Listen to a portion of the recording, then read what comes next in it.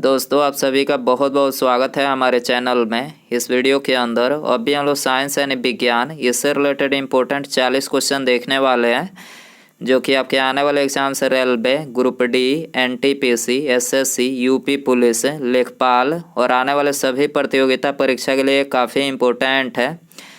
तो दोस्तों आप इस वीडियो को बहुत ध्यान से लास्ट तक देखिए और चैनल पर नया है तो चैनल को सब्सक्राइब करके बेल आइकन जरूर से ऑन कर दें, ठीक है। और ये टोटल 40 क्वेश्चन है। आप इनमें से कितने क्वेश्चन जो है सही कर पाते हैं अपना स्कोर कमेंट बॉक्स में ज़रूर बताएं। तो चलिए शुरू करते हैं। देखिए यहाँ पर पहला क्वेश्चन दिया गया है, एड्स के उपचार हेतु निम्नलिखित में से किस प्रकार की औषधियों का उपयोग किया जाता है। तो देखिए एड्स के उपचार हेतु जो है ये एंटी रेट्रोवायरल, ठीक है, कौन सी औषधि है, एंटी रेट्रोवायरल औषधियों का जो है उपयोग किया जाता है, ठीक है। आंसर हो जाएगा ऑप्शन ए। इसके अलावा यदि हम बात करें एड्स की, तो एड्स जो है किसके द्वारा होता है। तो देखिए एड्स जो है ये HIV नामक खतरनाक वायरस के द्वारा होता है और हर साल 1 दिसंबर को जो है ये पूरे विश्व में एड्स दिवस के रूप में मनाया जाता है, ठीक है। आपको याद रखना है। क्वेश्चन नंबर 2 है, सोरा यानी सल्फेट जो बारूद बनाने के लिए काम में आता है, इसका रासायनिक नाम क्या है। तो सोरा का रासायनिक नाम आपको बताना है। तो देखिए इसका रासायनिक नाम है पोटेशियम नाइट्रेट, ठीक है। पोटेशियम नाइट्रेट जो है ये एक रासायनिक यौगिक है और इसका सूत्र क्या है। तो देखिए इसका सूत्र है KNO3, ठीक है। क्या है सूत्र, KNO3 जो इसका सूत्र है। इसके अलावा यदि हम बात करें पोटेशियम क्लोराइड की, तो देखिए पोटेशियम क्लोराइड जो है ये एक अकार्बनिक यौगिक है। इसका सूत्र क्या है। तो देखिए इसका जो सूत्र है वो है KCl, ठीक है। KCl जो है इसका सूत्र होता है और इसका उपयोग जो है जल की अस्थायी कठोरता को दूर करने के लिए इसका उपयोग किया जाता है। पोटेशियम सल्फेट की बात करें तो देखिए पोटेशियम सल्फेट जो है ये भी एक अकार्बनिक यौगिक है, ठीक है। इसका सूत्र क्या है। तो देखिए इसका सूत्र है K2SO4, ठीक है। K2SO4 इसका सूत्र है, ठीक है। बात करें पोटेशियम कार्बोनेट की, ये भी अकार्बनिक यौगिक है और इसका सूत्र है K2CO3, ठीक है। K2CO3 इसका सूत्र है, आपको याद रखना है। क्वेश्चन नंबर 3 है, विटामिन ई का रासायनिक नाम क्या है। विटामिन ई का रासायनिक नाम क्या है, वेरी इंपॉर्टेंट क्वेश्चन है ये। तो देखिए इसका जो रासायनिक नाम है वो है टोकोफेरॉल। क्या है, टोकोफेरॉल जो है इसका रासायनिक नाम है, ठीक है। और इसकी कमी से मनुष्य में जो है, मतलब विटामिन ई की कमी से मनुष्य में जनन शक्ति में जो है कमी आती है, ठीक है। और इसका स्रोत पूछा जाए, इसका स्रोत क्या है। तो देखिए इसका जो स्रोत है वो है हरी सब्जी, मक्खन और दूध, ठीक है। हरी सब्जी, मक्खन और दूध जो है इसके स्रोत हैं। क्वेश्चन नंबर 4 है, द्रवित ब्यूटेन एवं आइसोब्यूटेन का मिश्रण कहलाता है, क्या कहलाता है। तो देखिए ये LPG कहलाता है, ठीक है। द्रवित ब्यूटेन एवं आइसोब्यूटेन का मिश्रण क्या कहलाता है, LPG कहलाता है, ठीक है। और इसे LPG को ये रसोई गैस के रूप में भी जाना जाता है। इसका फुल फॉर्म पूछा जाए, इसका फुल फॉर्म क्या होता है। तो देखिए इसका फुल फॉर्म होता है लिक्विफाइड पेट्रोलियम गैस, ठीक है। लिक्विफाइड पेट्रोलियम गैस जो है इसका सूत्र होता है। क्वेश्चन नंबर 5 है, खगोलीय पिंडों का अवलोकन करने के लिए प्रयोग में लाया जाने वाला यंत्र है। तो खगोलीय पिंडों को किसके द्वारा जो है पता लगाया जाता है, मतलब अवलोकन किया जाता है। तो टेलीस्कोप के द्वारा, आपको याद रखना है किसके द्वारा, टेलीस्कोप के द्वारा, ठीक है। आंसर हो जाएगा ऑप्शन ए। क्वेश्चन नंबर 6 है, ओजोन परत का कार्य क्या है। आपको बताना है कि ओजोन परत का क्या कार्य है। तो देखिए इसका जो कार्य है वो है यह सूर्य की हानिप्रद पराबैंगनी किरणों को फिल्टर करती है, ठीक है। ओजोन परत जो है यह सूर्य की हानिप्रद जो मतलब हानिकारक जो मतलब किरणें आती है उससे जो है फिल्टर करके पृथ्वी पर भेजती है। तो इसके किसका कार्य होता है, ओजोन परत का कार्य होता है। क्रायोलाइट किस धातु का अयस्क है, वेरी इंपॉर्टेंट क्वेश्चन है। क्रायोलाइट किस धातु का अयस्क है। तो ये एल्युमिनियम का अयस्क है, आपको याद रखना है किसका अयस्क है, एल्युमिनियम का। आंसर हो जाएगा डी। क्वेश्चन नंबर 8 है, बिजली घर से सप्लाई की जाने वाली वोल्टता को स्थिर करने के लिए प्रयोग में लाई जाने वाली युक्ति है। तो प्रयोग में लाई जाने वाली युक्ति कौन सी है। तो वो है ट्रांसफार्मर, ठीक है। याद रखना है क्या है, ट्रांसफार्मर है। आंसर हो जाएगा ऑप्शन बी।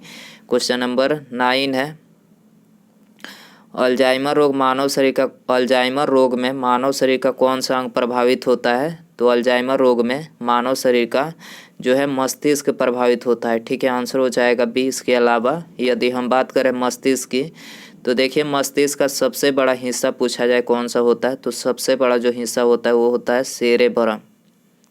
सेरेब्रम जो है सबसे बड़ा हिस्सा होता है। और मनुष्य के मस्तिष्क का वजन पूछा जाता है एग्जाम में, बहुत बार ये क्वेश्चन पूछा गया है। ठीक है, एक दिन हमने पोल डाला था हृदय के वजन का, तो आप लोगों ने काफ़ी जो है उसका गलत आंसर दिया था। 1400 ग्राम बता रहे थे हृदय का वजन का, तो आप लोग कंफ्यूज थे। तो ये मस्तिष्क का जो वजन होता है वो होता है 1400 ग्राम। ठीक है, किसका होता है? 1400 ग्राम होता है। ठीक है, और हृदय का जो हमने पूछा था उसका लगभग 300 होता है। ठीक है, 300 ग्राम होता है। महिलाओं को देखा जाए तो महिलाओं में 250 से 300 ग्राम महिलाओं का जो है हृदय का वजन होता है। और पुरुषों का जो होता है तो पुरुषों का 300 से 350 के बीच में होता है। ठीक है, तो आपको इन दोनों में कंफ्यूज नहीं होना है। मस्तिष्क में 1400 ग्राम का होता है। ठीक है, और हृदय पूछा जाए तो 300 ग्राम का। ठीक है, क्वेश्चन नंबर 10 है, गन मेटल किसकी मिश्र धातु है? गन मेटल किसकी मिश्र धातु है? तो तांबा, टीन और जिंक की मिश्र धातु है। आंसर हो जाएगा डी। क्वेश्चन नंबर 11 है, उन शराब तराश्तियों में जिनके परिणाम स्वरूप अंधता आदि होती है हानिकारक पदार्थ है, तो उस पदार्थ का नाम क्या है? Methyl alcohol. ठीक है, याद रखना है आपको क्या है? मेथिल अल्कोहल है। आंसर हो जाएगा डी। दोस्तों, यदि आपको वीडियो पसंद आ रहा है तो प्लीज़ वीडियो को लाइक ज़रूर करें। ठीक है, और यदि आपके कोई दोस्त गवर्नमेंट एग्ज़ाम की तैयारी माने इन चीज़ों की तैयारी कर रहा है तो उनको भी ये वीडियो शेयर ज़रूर करिएगा। ठीक है, और चैनल पर आया है तो चैनल को सब्सक्राइब करके बेल आइकन ज़रूर से ऑन कर दें। और बेल आइकन ऑन करना इसलिए ज़रूरी है ताकि जब भी मैं कोई न्यू वीडियो अपलोड करूं उसका नोटिफिकेशन जो है आपको मिल सके। ठीक है, बेल आइकन ऑन रखिएगा तभी जो है आपको नोटिफिकेशन मिलेगा, तो बेल आइकन ऑन कर लीजिएगा। अगला क्वेश्चन देखते हैं, विद्युत चुंबक बनाने के लिए समांतर किस धातु का प्रयोग किया जाता है? वेरी इंपॉर्टेंट ये क्वेश्चन है। विद्युत चुंबक बनाने के लिए किस धातु का प्रयोग किया जाता है? तो लोहा का जो है प्रयोग किया जाता है। आंसर हो जाएगा सी। क्वेश्चन नंबर 13 है, विद्युत धारा को मापने के लिए काम में आने वाले उपकरण का नाम क्या है? तो विद्युत धारा किसके द्वारा मापा जाता है? एमीटर के द्वारा मापा जाता है। किसके द्वारा? एमीटर के द्वारा। आंसर हो जाएगा सी। इसके अलावा यदि हम बात करें बैरोमीटर की, तो बैरोमीटर से क्या मापा जाता है? वायुमंडलीय दाब। ठीक है, वायुमंडलीय दाब जो है बैरोमीटर के द्वारा मापा जाता है। अल्टीमीटर की बात करें तो अल्टीमीटर के द्वारा जो है ऊंचाई मापी जाती है। ठीक है, ऊंचाई मापी जाती है। एनीमोमीटर की बात करें तो पवन का वेग। ठीक है, पवन का वेग जो है ये एनीमोमीटर के द्वारा मापा जाता है। क्वेश्चन नंबर 14 है, प्रत्यावर्ती वोल्टता के परिणाम को घटाने के लिए प्रयोग में लाया जाने वाला ट्रांसफार्मर है। तो इस ट्रांसफार्मर का नाम है स्टेप डाउन ट्रांसफार्मर। ठीक है, स्टेप डाउन ट्रांसफार्मर जो है प्रत्यावर्ती वोल्टता के परिणाम को घटाने के लिए प्रयोग में लाया जाता है। आंसर हो जाएगा बी। क्वेश्चन नंबर 15 है, उस विद्युत धारा को जो नियत समय पर अंतराल के बाद अपनी दिशा बदल लेती है कहा जाता है? क्या कहा जाता है इसको? तो देखिए इसको बोला जाता है प्रत्यावर्ती धारा। ठीक है, आंसर हो जाएगा सी। क्वेश्चन नंबर 16 है, कंप्यूटर में किसी शब्द की लंबाई किससे मापी जाती है? कंप्यूटर में किसी शब्द की लंबाई किससे मापी जाती है?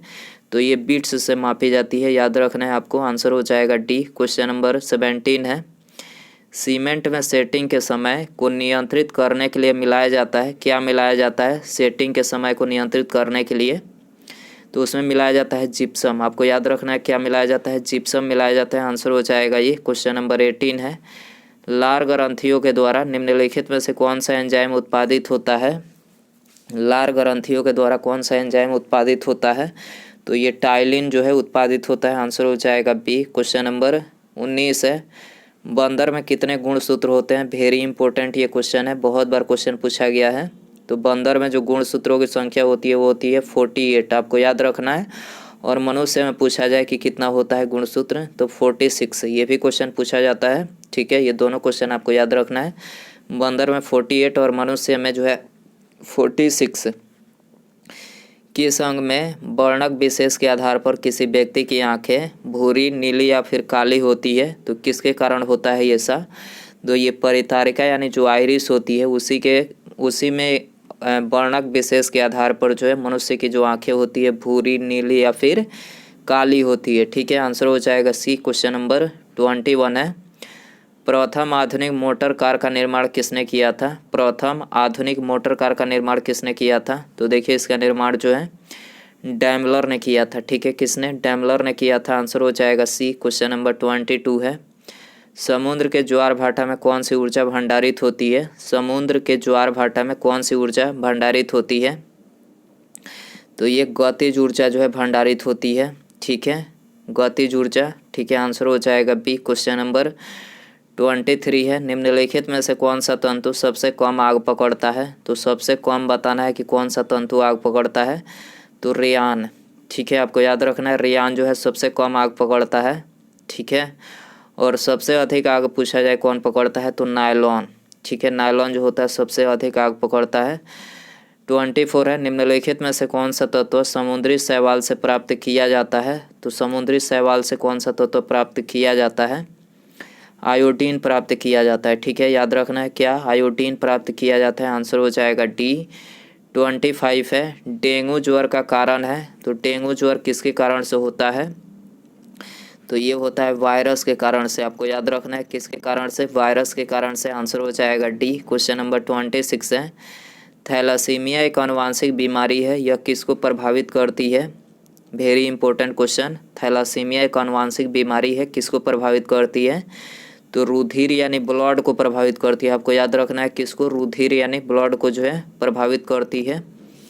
सोडा वाटर क्या है? Very important question. Soda water क्या है? तो ये 1 बिलियन है। याद रखना है आपको क्या है? 1 बिलियन है। आंसर हो जाएगा डी। क्वेश्चन नंबर 28 है, नमक किस खनिज से उत्पन्न होता है? नमक जो होता है वो किस खनिज से उत्पन्न होता है? तो ये हैलाइट खनिज से उत्पन्न होता है। ठीक है, आंसर हो जाएगा डी। क्वेश्चन नंबर 29 है, कौन सा उर्वरक तनु सल्फ्यूरिक एसिड के साथ अमोनिया गैस संसावित करने को तैयार किया जाता है? तो कौन सा उर्वरक है? तो इसका नाम है बेसिक कैल्शियम नाइट्रेट। ठीक है, आंसर हो जाएगा ऑप्शन ए। क्वेश्चन नंबर 30 है, श्वसन क्रिया में वायु के कौन सा घटक परिवर्तित नहीं होता है? श्वसन क्रिया में वायु के कौन सा घटक परिवर्तित नहीं होता है? तो नाइट्रोजन जो है परिवर्तित नहीं होता है। आंसर हो जाएगा डी। ठीक है, क्वेश्चन नंबर 31 है, कौन सा एक प्रकृति में अनुचुंबकीय है? निम्नलिखित में से कौन सा एक प्रकृति में अनुचुंबकीय है? तो ऑक्सीजन जो है अनुचुंबकीय है। ठीक है, आंसर हो जाएगा सी। अम्लीय विलयन में डुबाए जाने पर नीला लिटमस पेपर का रंग कैसा हो जाता है? तो नीला लिटमस पेपर का जो रंग हो जाता है वो लाल हो जाता है। याद रखना है आपको, लाल हो जाता है। आंसर हो जाएगा ये। क्वेश्चन नंबर 33 है, माइका यानी अभ्रक किस काम में लाई जाती है?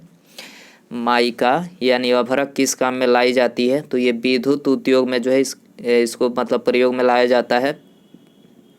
आंसर हो जाएगा बी। क्वेश्चन नंबर 34 है, निम्नलिखित में से कौन सा जीवाश्म ईंधन यानी फॉसिल फ्यूल का एक उदाहरण है? कौन सा जीवाश्म ईंधन यानी फॉसिल फ्यूल का एक उदाहरण है? तो ये है कोयला गैस। ठीक है, याद रखना है कोयला गैस। आंसर हो जाएगा सी। एक गैलन यानी यूएस गैलन का मान कितना होता है? Very important question. US gallon का मान कितना होता है? 3.875 लीटर। ठीक है, 3.875 लीटर होता है। आंसर हो जाएगा ये। 36 है, निम्नलिखित में से कौन सी ग्रंथि अंतःस्रावी तथा बाह्य स्रावी दोनों की भांति कार्य करता है? तो ये है अग्न्याशय। ठीक है, अग्न्याशय यानी पैंक्रियाज जो है ये अंतःस्रावी तथा बाह्य स्रावी दोनों की भांति कार्य करता है। आंसर हो जाएगा बी। क्वेश्चन नंबर 37 है, पल्मोनरी शिरा निम्नलिखित रक्त का संचार करती है? पल्मोनरी शिरा निम्नलिखित रक्त का संचार करती है? तो ये हृदय से शुद्ध रक्त का संचार करती है। आंसर हो जाएगा ये। क्वेश्चन नंबर 38 है, निम्नलिखित में से किस प्राणी का जीवन अवधि सबसे अधिक मतलब लंबी होती है? किस प्राणी का जीवन अवधि जो है सबसे लंबी होती है? तो कछुआ का जो जीवन काल होता है ये सबसे लंबा होता है। कछुए का जीवन काल कितना होता है? तो ये 300 वर्ष से भी अधिक दिन तक जीवित रहता है कछुआ। आपको याद रखना है। ठीक है, सबसे लंबी अवधि मतलब जीवन काल इसी का होता है। क्वेश्चन नंबर 39 है, कौन सा प्राणी सबसे बड़ा बच्चा पैदा करता है? कौन सा प्राणी सबसे बड़ा बच्चा पैदा करता है? तो इसका नाम है हाथी। ठीक है, हाथी जो है सबसे बड़ा बच्चा पैदा करता है। आंसर हो जाएगा सी। क्वेश्चन नंबर 40 है, दिल के दौरे का कारण है। दिल के दौरे का कारण है तो देखिए, स्वयं हृदय को रक्त की आपूर्ति का अभाव। ठीक है, हृदय जो होता है उसको पर्याप्त मात्रा में रक्त नहीं मिल पाती है, इसी कारण से जो है दिल का दौरा होता है, पड़ता है। ठीक है, आपको याद रखना है। आंसर हो जाएगा सी। क्वेश्चन नंबर 41 है, सोनार अधिकांशतः प्रयोग में लाया जाता है किसके द्वारा? सोनार अधिकांशतः प्रयोग में लाया जाता है किसके द्वारा? नौ संचालकों के द्वारा। ठीक है, ये दोनों ऑप्शन जो है एक ही ऑप्शन है, नौ संचालकों के द्वारा। तो यहाँ पर दोनों मतलब करेक्ट है। एक ही ऑप्शन है, देखा जाए तो एक ही ऑप्शन है, नौ संचालकों के द्वारा सोनार जो है प्रयोग में लाया जाता है। उसके बाद यहाँ पर अगला क्वेश्चन है, कौन सा हार्मोन शरीर में ग्लूकोज से ग्लाइकोजन परिवर्तन को नियंत्रित करता है? कौन सा हार्मोन शरीर में ग्लूकोज से ग्लाइकोजन परिवर्तन को नियंत्रित करता है? तो ये आपके लिए होमवर्क क्वेश्चन रहेगा। ऑप्शन है आपके पास इंसुलिन, थायरॉक्सिन, एड्रेनालिन या फिर ग्लूकेगॉन। तो सही आंसर जो है आप इसका कमेंट बॉक्स में ज़रूर बताएं। और वीडियो पसंद आया रहेगा तो प्लीज़ वीडियो को लाइक ज़रूर करिएगा। ठीक है, और यदि आपका कोई दोस्त जो है गवर्नमेंट एग्ज़ाम की तैयारी कर रहा है तो आप उसको भी ये वीडियो शेयर कर सकते हैं, काफ़ी इंपॉर्टेंट वीडियो है, तो शेयर ज़रूर करिएगा। और चैनल पर आया है तो चैनल को सब्सक्राइब करके जो है बेल आइकन ज़रूर से ऑन कर दें। ठीक है।